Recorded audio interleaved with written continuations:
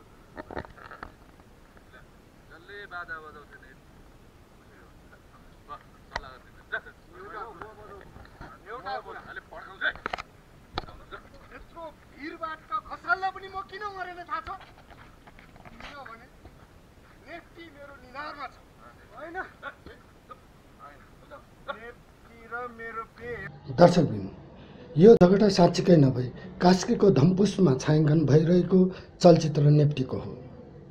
आउनुहोस् यो चलचित्रको विषयमा निर्देशक देव कुमार श्रेष्ठको भनाई तपाईहरुमाझ राखेका छौं।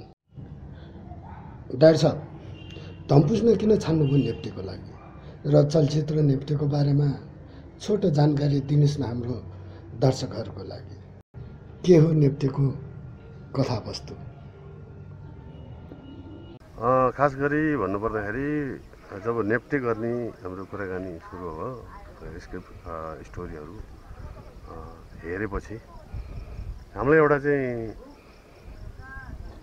टाढाको गाउँ जहाँ चाहिँ विकासक्रम भर्खर सुरु भएको छ, त्यस्तो गाउँ जहाँ चाहिँ युवाहरूको कमी छ, त्यो खालको गाउँ खोज्ने क्रममा चाहिँ अब हाम्रो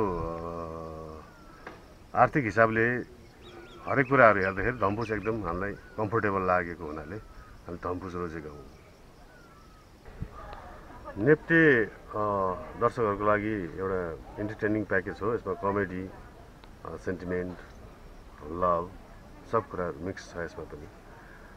नेप्टे भनेर भन्न साथै एउटा जाति विशेषलाई भनिएको, जाति कि व्यक्ति विशेषलाई भनिएको छ र नेप्टे के हो त, कसरी नेप्टे भयो, किन भनियो भन्नको लागि चाहिँ दर्शकहरूले अब छिट्टै नै चलचित्र हलहरूमा नेप्टे हेर्न पाउनुहुन्छ र हेरेपछि नेप्टे के हो, कसो हो, को हो, त्यो सबै जानकारी पाउनुहुन्छ। जसरी यहाँले नेपाली चलचित्र माया गर्नुभएको छ, त्यसै गरी नेप्टेलाई पनि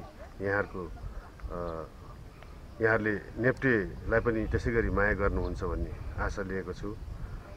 धन्यवाद। तपाईलाई यो भिडियो कस्तो लाग्यो?